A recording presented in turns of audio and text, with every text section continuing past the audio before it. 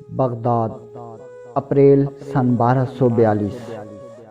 بدستور الجھتے اور سر جھکائے ہوئے میں نے قاضی کو دروازے تک چھوڑا اور جھوٹے برتن اکٹھے کرنے تیزی سے بڑے کمرے میں واپس لوٹ آیا۔ میں بابا زمان اور سرگرداں درویش کو اسی حالت میں بٹھا کر پا کر حیران ہوا جس میں انہیں چھوڑ گیا تھا۔ کوئی بھی ایک لفظ تک نہ بولا۔ میں نے حیرانی سے یہ سوچتے ہوئے انہیں کنگھیوں سے دیکھا کہ آیا لفظوں کے بغیر گفتگو جاری رکھنا ممکن تھا۔ جتنی دیر ہو سکا میں وہیں منڈلاتا رہا، مسند کے تکیے ترتیب دیتے، کمرہ صاف کرتے، قالین پر سے ریزے چنتے، لیکن کچھ دیر بعد میرے پاس وہاں ٹھہرنے کا کوئی جواز باقی نہ رہا۔ میں نیم دلی سے پیر گھسیٹتے واپس باورچی خانے میں آیا۔ مجھے دیکھتے ہی باورچی نے احکامات کی بوچھاڑ کر دی۔ تختہ صاف کر دو، فرش پر پوچھا لگا دو، برتن دھو، چولہا اور انگیٹھی کے گرد دیواریں مانجھ کر صاف کرو، اور جب فارغ ہو جاؤ تو چوہوں کی کھڑکیاں دینا مت بھولنا۔ 6 ماہ سے جب سے میں اس خانقاہ میں آیا تھا باورچی مجھے رگید رہا تھا۔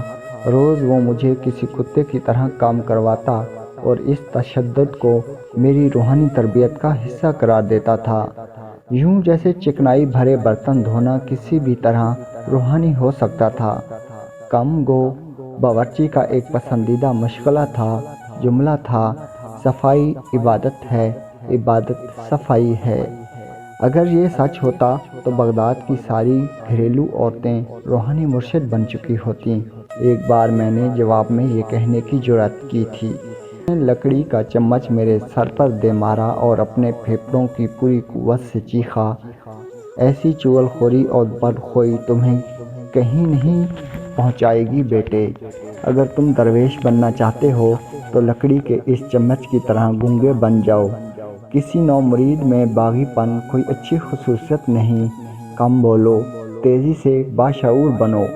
مجھے باورچی سے نفرت تھی، مگر اس سے بڑھ کر مجھے اس سے خوف آتا تھا۔ میں نے کبھی اس کی حکم عدولی نہیں کی تھی، یعنی آج شام سے پہلے تک۔ جیسے ہی باورچی نے اپنی پشت موڑی، میں چپکے سے باورچی خانے سے نکلا اور دبے قدموں دوبارہ بڑے کمرے میں پہنچ گیا۔ میں سرگرداں درویش کے بارے میں مزید جاننے کے لیے بے چین تھا۔ کون تھا وہ یہاں کیا کر رہا تھا؟ وہ اس خانقاہ کے درویشوں جیسا نہیں تھا۔ اس کی آنکھیں حتیٰ کہ تب بھی جب وہ انکساری سے سر جھکائے ہوتا غضبناک اور سرکش لگتی تھیں۔ اس سے متعلق کچھ ایسا بے حد غیر معمولی اور ناقابل پیش گوئی تھا کہ جو تقریباً دہشت خیز تھا۔ میں نے دروازے کی درز سے اندر جھانکا۔ پہلے تو مجھے کچھ دکھائی نہ دے سکا، لیکن جلد ہی میری آنکھیں اندر کمرے کی نیم تاریکی کی عادی ہو گئیں اور میں اب ان کے چہرے دیکھ سکتا تھا۔ مجھے آفندی کی یہ پوچھتی آواز سنائی دی کہ مجھے بتائیے شمس تبریز، آپ جیسے شخص کو کیا بات بغداد کھینچ لے آئی ہے؟ کیا آپ نے اس مقام کو خواب میں دیکھا ہے؟ درویش نے اپنا سر ہلایا۔ نہیں، مجھے یہاں لانے والا خواب نہیں، وہ ایک کشف تھا۔ کبھی مجھے خواب نہیں دکھائی دیے۔ ہر کوئی خواب دیکھتا ہے، بابا زمان نے نرمی سے کہا۔ بس یہ ہے کہ کسی کو وہ ہمیشہ یاد نہیں رہتے، لیکن اس کا یہ مطلب نہیں کہ آپ خواب نہیں دیکھتے۔ لیکن میں نہیں دیکھتا، درویش نے اصرار کیا۔ یہ اس سودے کا حصہ ہے جو میں نے خدا سے کیا۔ آپ جانتے ہیں، اپنے لڑکپن میں نے فرشتے دیکھے اور اپنی نگاہوں کے سامنے کائنات کے اسرار کھلتے دیکھے۔ جب میں نے یہ بات اپنے ماں باپ کو بتائی تو وہ خوش نہ ہوئے اور مجھے خواب نہ دیکھنے کا کہا۔ جب میں نے اپنے دوستوں کو اپنے راز میں شریک کیا تو انہوں نے بھی کہا کہ میں ایک خوابوں میں مبتلا شخص تھا۔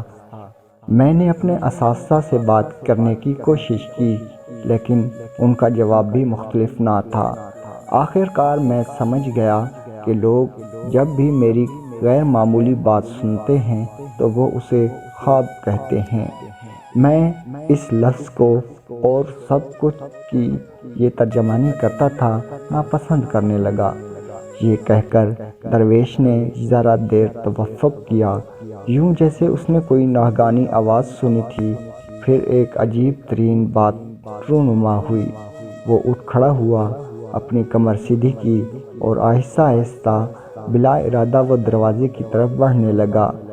اس تمام عرصے میں وہ میری جانب دیکھ رہا تھا۔ یوں تھا جیسے وہ کسی طور پر اسے علم ہو گیا تھا کہ میں انہیں چوری چھپے دیکھ رہا تھا۔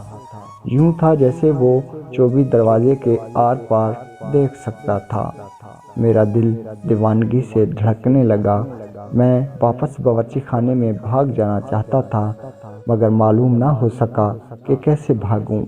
میرے بازو، میری ٹانگیں، میرا پورا بدن جم کر رہ گیا تھا۔ دروازے کے پار اور دروازے سے گزرتی شمس تبریز کی نگاہیں مجھ پر جمی تھیں۔ دہشت زدہ جیسا کہ میں تھا، اس کے ساتھ مجھے اپنے جسم میں بے انتہا توانائی کا احساس ہوا۔ وہ قریب آیا، اپنا ہاتھ دروازے کے دستے پر رکھا، لیکن جب میں نے خیال کیا کہ وہ اب دروازہ کھول کر مجھے پکڑنے والا تھا، وہ رک گیا۔ میں اتنے قریب سے اس کا چہرہ نہ دیکھ سکتا تھا، مگر اور مجھے کچھ معلوم نہ تھا کہ اس نے اپنا ارادہ کیوں بدل دیا۔ ہم ناقابل برداشت حد تک طویل وقت کے لیے منتظر رہے۔ پھر وہ واپس مڑا اور دروازے سے دور ہٹتا چلا گیا۔ اس نے اپنی کہانی جاری رکھی۔ جب میں کچھ بڑا ہوا تو میں نے خدا سے التجا کی کہ وہ خواب دیکھنے کی میری صلاحیت واپس لے لے، تاکہ ہر مرتبہ جب میرا اس سے سامنا ہو تو میں جان جاؤں کہ میں خواب نہیں دیکھ رہا۔ اس نے میری بات مان لی۔ اس نے وہ سب کچھ واپس لے لیا۔ یہی وجہ ہے کہ میں کبھی خواب نہیں دیکھتا۔ شمس تبریز اب کمرے کی کھلی کھڑکیوں کے قریب کھڑے تھے۔ باہر ہلکی سی بوندا باندی ہو رہی تھی اور وہ متفکر انداز میں اسے دیکھتے رہے۔ پھر وہ بولے، خدا نے خواب دیکھنے کی میری صلاحیت واپس لے لی، لیکن اس محرومی کی تلافی کے لیے اس نے مجھے دوسروں کے خوابوں کی تعبیر بتانے کی اجازت دے دی۔ میں خوابوں کی تعبیر بتاتا ہوں۔ مجھے توقع تھی کہ بابا زمان ان بیوقوفانہ باتوں کا یقین نہ کریں گے اور انہیں ڈانٹ دیں گے، جیسا کہ وہ ہمیشہ مجھے ڈانٹ دیتے تھے۔ مگر اس کی بجائے آفندی نے احتراماً سر ہلایا اور بولے، آپ کوئی غیر معمولی آدمی لگتے ہیں۔ مجھے بتائیے میں آپ کے لیے کیا کر سکتا ہوں۔ مجھے نہیں معلوم۔ در حقیقت مجھے امید تھی کہ آپ مجھے یہ بتائیں گے کہ آپ کیا کر سکتے ہیں۔ آپ کا کیا مطلب ہے؟ آفندی نے الجھ کر پوچھا۔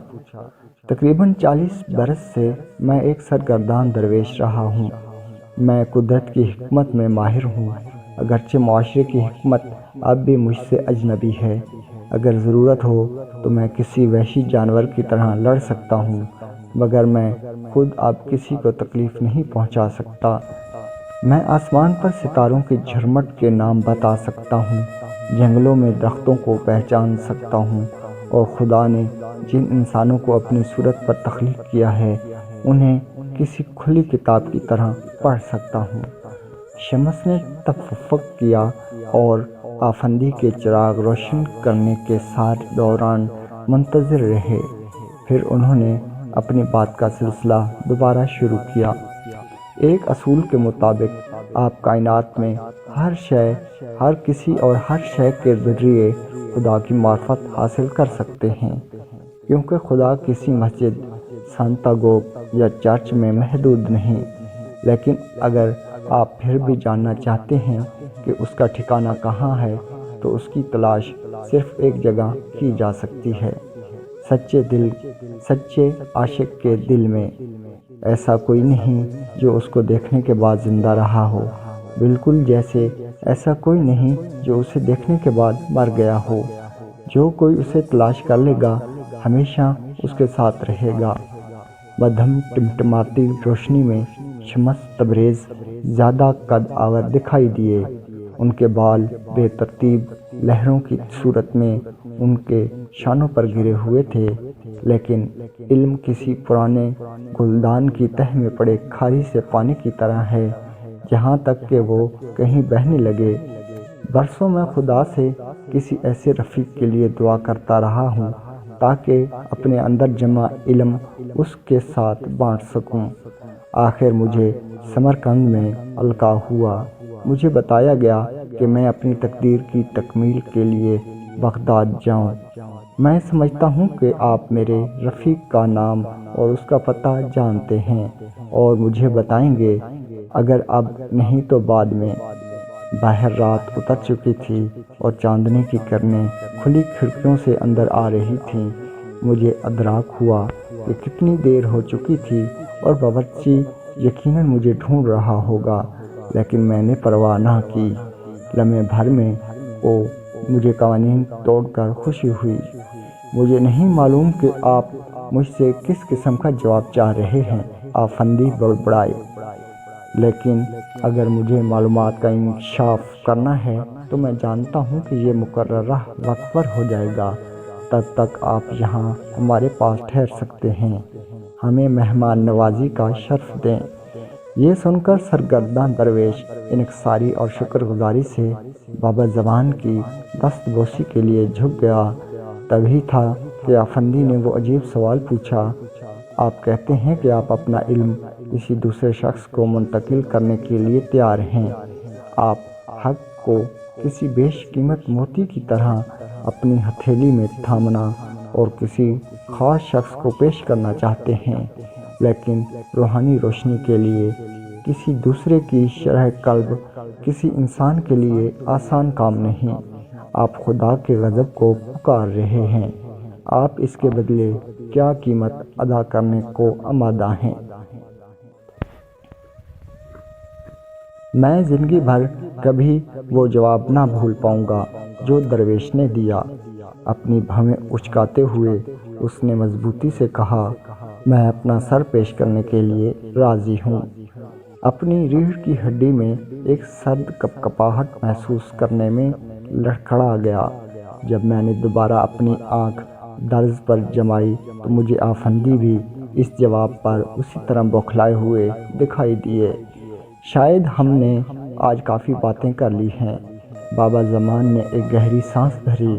آپ تھک چکے ہیں، میں ذرا نو مرید کو بلا لوں، وہ آپ کو آپ کا بستر دکھا دے گا اور صاف چادریں اور دودھ کا پیالہ پیش کرے گا۔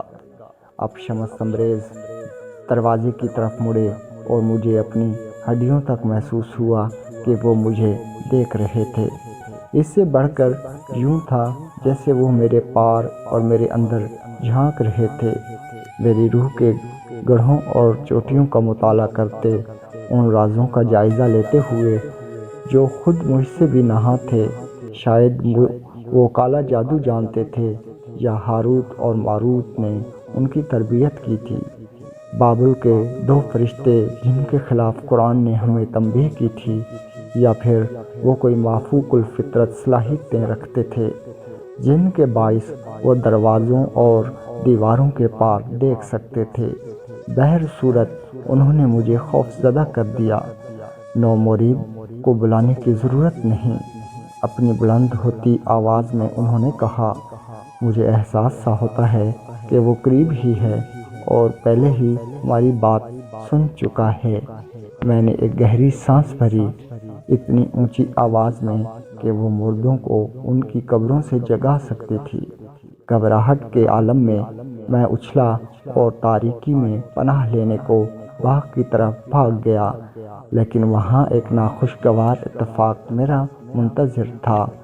سو تم یہاں تھے ننھے بدمعاش، اپنے ہاتھ میں جھاڑو تھامے باورچی میری طرف لپکا۔